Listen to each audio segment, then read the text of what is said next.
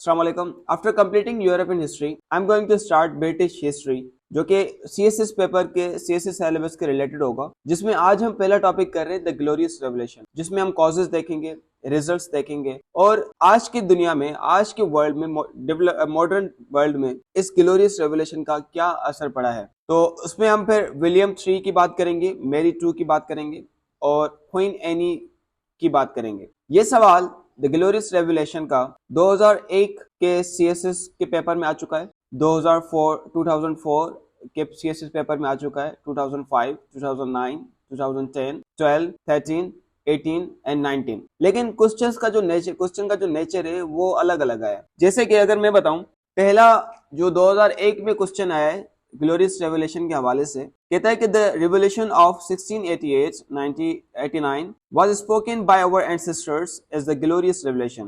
Give your views on the statement and enumerate the results of this revolution. फिर दूसरा सवाल 2004 में जो आया है इस ग्लोरियस रेवोल्यूशन के हवाले से, कहते हैं the year 1688 was a great landmark in the history of England. The struggle between the king and the parliament ended in the victory of the latter command to analyze the result of the glorious revolution. ठीक है, तो दूसरा सवाल में कह रहा है कि आप एनालाइज करें और ग्लोरियस रेवोल्यूशन के रिजल्ट पे बात करें। पहले सवाल में कह रहे हैं कि आप अपने व्यूज दें इस स्टेटमेंट पे कि हमारे जो एंसेस्टर्स हैं वो इस रेवोल्यूशन को ग्लोरियस रेवोल्यूशन कहते थे। ठीक है, फिर जो तीसरा सवाल है 2005 में जो आया है, कहते हैं कि the true glory of the British revolution lay in the fact that it was bloodless, that there was no civil war, no massacre, and no prescriptions. Discuss and enumerate the results of the glorious revolution.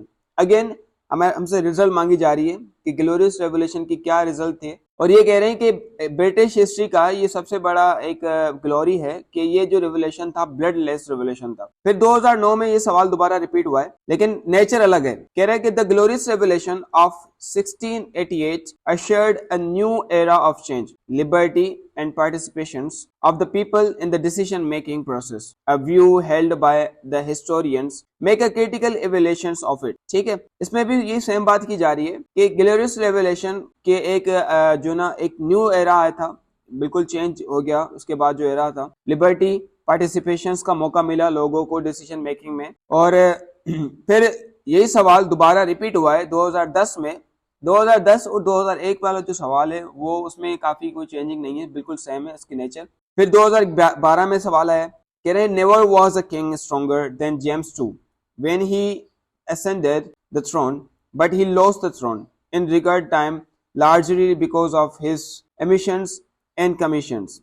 In view of this statement, analyze the causes and results of the glorious revolution. तो अभी तक हमने 5 सवाल पढ़े। इन 5 सवाल में results पूछी जा रही है, लेकिन ऊपर जो नेचर है क्वेश्चन की वो चेंज है बिल्कुल। फिर 2013 में आए सवाल आया ये, state briefly and succinctly the causes and the results of the glorious revelation. Again causes and results पूछी जा रही है। फिर दोबारा ये सवाल 2018 में आया, कह रहे हैं कि what did lead to the occurrence of ultra degree of mega development towards the close of 17th century anno in Britain known as glorious revelation.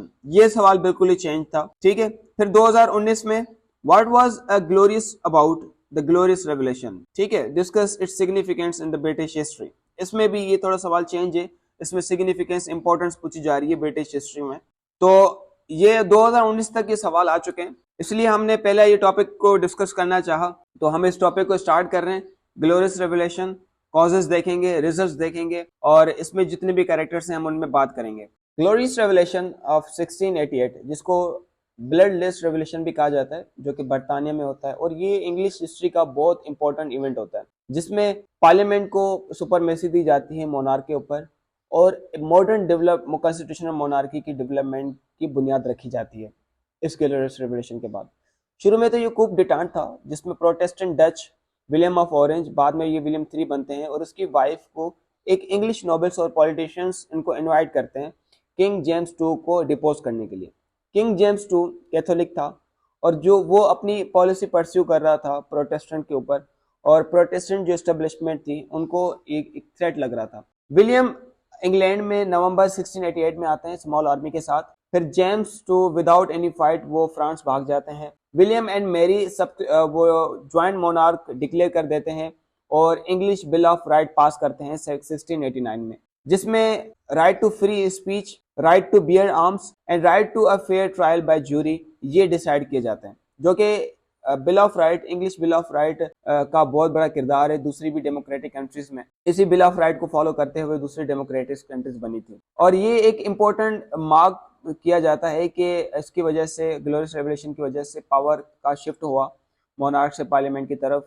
Monarchy की जो पावर थी वो रिड्यूस की गई, और इसने कैपिटलिस्ट क्लास की इमरजेंस में भी कंसोलिडेशन, पावर कंसोलिडेशन में हेल्प की। और अमेरिकन रिवोल्यूशन के लिए भी ये बहुत ज्यादा ग्लोरियस रेवोल्यूशन इंपॉर्टेंट था, जिसकी वजह से अमेरिकन ने भी डिसाइड किया कि अब हमें भी अपने लिए कुछ ना कुछ करना चाहिए। और ग्लोरियस रेवोल्यूशन के बाद डेमोक्रेटिक रिफॉर्म्स मूवमेंट शुरू हुई पूरी दुनिया में। विलियम जो था प्रोटेस्टेंट डच प्रिंस था, जिसने जेम्स टू की डॉटर से शादी की थी, मेरी से, और इसने फ्रांस के अगेंस्ट बहुत ज्यादा वॉर लड़ी थी, और इसने अपने आप को एक सक्सेसफुल मिलिट्री लीडर एस्टेब्लिश किया था। क्वीन एनी की अगर हम बात करें, क्वीन एनी का जो एरा शुरू होता है 1702 से लेकर 1714 तक, ये इंग्लैंड, स्कॉटलैंड और आयरलैंड की किंग थी। 1702 से 1714 तक रहती है, और ये आखिरी मोनार्क थी स्टुअर्ट डायनेस्टी की। इसका जो रेन था, एक इम्पोर्टेंट डेवलपमेंट जो है ना इनके रेन में हुई, पॉलिटिक्स में, रिलीजन में और कल्चर में। क्वीन एनी पैदा होती है 1655 में, और ये सेकंड डॉटर होती है जेम्स टू की, जो कि डिपोज किया जाता है रिवोल्यूशन में, और इसको एज अ प्रोटेस्टेंट रेज किया जाता है, और बहुत से ट्यूटर्स इनको एजुकेट करते हैं। जॉन डायडन उनमें से एक है जिन्होंने उनको पढ़ाया। 1683 में एनी शादी करती है प्रिंस जॉर्ज ऑफ डेनमार्क से, और इनके बहुत ज्यादा बच्चे होते हैं, लेकिन ज्यादातर इनके जो बच्चे हैं वो जवानी में ही उनकी डेथ हो जाती है। और इनकी खुद की जो हेल्थ थी वो पुअर हेल्थ थी, जिसकी वजह से वो पब्लिक के साथ नहीं मिलती थी।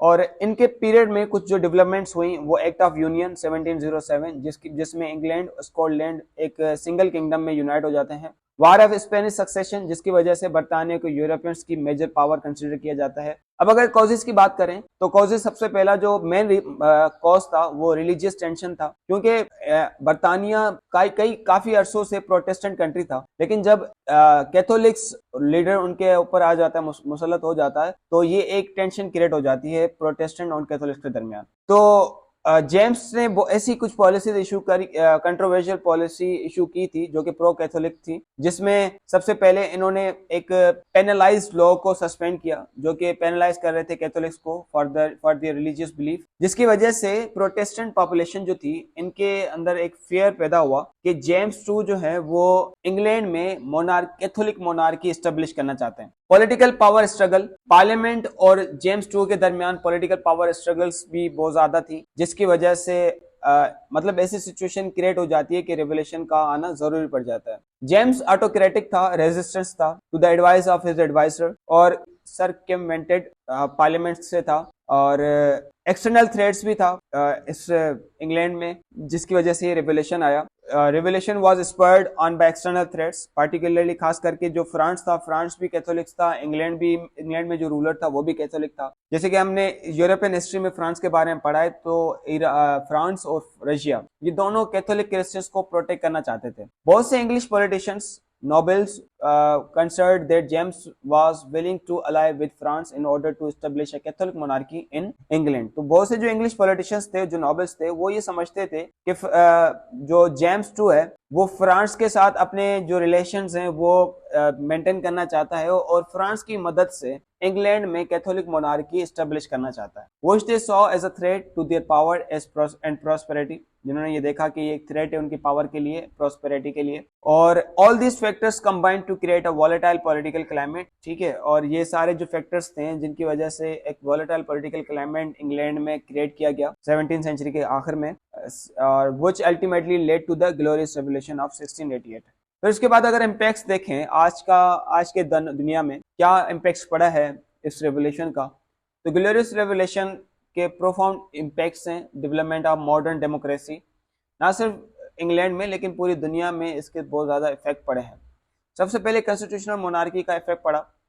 The revolution established the principle of constitutional monarchy in England which is still in place today, ठीक है, कॉन्स्टिट्यूशनल मोनार्की का एस्टेब्लिश किए गए, प्रिंसिपल एस्टेब्लिश किए गए, जो कि आज भी इंग्लैंड में मौजूद है constitutional monarchy. Glorious revolution mark the transition from absolute monarchy to constitutional monarchy in England, ठीक है, एब्सोल्यूट मोनार्की से कॉन्स्टिट्यूशनल मोनार्की की तरफ पावर का ट्रांजिस्ट होना। और this model of limited monarchy in which the power of the monarch is checked by a written constitution and a parliament has been adopted by many other countries. तो इस जो ये मॉडल था लिमिटेड मोनार्की का, इस limited monarchy के model को दूसरी कंट्रीज ने भी अडॉप्ट किया, जैसे कि Japan, Spain, the Netherland, Sweden and Denmark. उसके बाद सेपरेशन ऑफ पावर, पावर को सेपरेट किया गया। Glorious revolution establish the principle of the separation of power. Executive को पावर्स दी गई, लेजिस्लेटिव एंड जुडिशियल ब्रांचेस को पावर दी गई, जो कि गवर्नमेंट फंक्शन इंडिपेंडेंट होते हैं एक दूसरे पर। उसके बाद this model has been adopted by many modern democracies, बहुत सी मॉडर्न डेमोक्रेसीज ने भी इस मॉडल को अडॉप्ट किया, and is seen as a key factor of functioning democratic system. ठीक है, आज आप देखते होंगे जितनी भी डेमोक्रेटिक कंट्रीज हैं तो उनमें ये सेपरेशन पावर हर किसी कंट्री में होती है। उसके बाद religious tolerance, the glorious revolution also lead to a greater religious tolerance in England with the passage of the toleration act of 1689 which granted limit rights of worship to non-conformists। ठीक है, तो जितने भी नॉन कन्फर्मिस्ट मतलब जो believe नहीं करते। ठीक है, जैसे कि हमने यूरोपियन हिस्ट्री में भी इस वर्ड के बारे में पढ़ा है, नॉन कन्फर्मिस्ट मतलब जो बिलीव नहीं करते। तो ये भी एक टॉलरेशन एक्ट पास किया गया था 1689 में। This spirit of tolerance has influenced modern attitude towards religious diversity and freedom of concerns. उसके बाद चौथा जो इसका इम्पैक्ट था वो influence on the American Revolution, जैसे कि हमने पढ़ा। The principle of the Glorious Revolution was a significant influence on the American Revolution, with the idea of popular sovereignty and right to rebel against unjust government become key features of the Declaration of Independence। ठीक है, तो बगावत करना या rebellion against करना unjust government के खिलाफ, जैसे कि अगर अमेरिका के पर बरतानिया इम्प्लीमेंट कर रहा था पॉलिसीज, तो अमेरिका का ये राइट था कि अपने लिए लड़ें, अपने लिए आज़ादी हासिल करें। फिर उसके बाद डेवलपमेंट ऑफ कैपिटलिज्म की डेवलपमेंट हुई। Glorious revolution also had an impact on economic systems का बहुत ज़्यादा इम्पैक्ट है, इकोनॉमिक सिस्टम पर भी बहुत ज़्यादा इम्पैक्ट है ग्लोरियस रेवोल्यूशन का। With the establishment of stable constitutional government promoting the growth of trade and commerce, this in turn helped to fuel the development of capitalism which had become a dominant economic system in the modern world। तो glorious revolution की वजह से capitalism का rise होना और ये एक dominant economic system है पूरी दुनिया में। आज भी अगर हम चाइना की भी बात करें तो चाइना एक तो कम्युनिस्ट है, लेकिन उसकी जो इकोनॉमी है वो कैपिटलिस्ट है। फिर उसके बाद इंटरनेशनल रिलेशंस पे क्या इसका इफेक्ट पड़ा, तो ग्लोरियस रेवोल्यूशन का सिग्निफिकेंट इंपॉर्टेंट इम्पैक्ट है इंटरनेशनल रिलेशंस में। The alliance between the England and the Netherlands that was formed as a result of the revolution. ठीक है, इस रेवोल्यूशन के बाद इंग्लैंड और नीदरलैंड्स के दरमियान एक जो है ना रिलेशन कायम किया गया, अलायंस बनाया गया। Help to shape European politics, और रेवोल्यूशंस की वजह से यूरोपियन पॉलिटिक्स को शेप दिया गया एंड इकोनॉमिक्स को शेप दिया गया, उसके साथ साथ ग्लोबल अफेयर्स को भी शेप दिया गया। The principle constitutional monarchy and the rule of law that were established in England were also seen as model of other countries.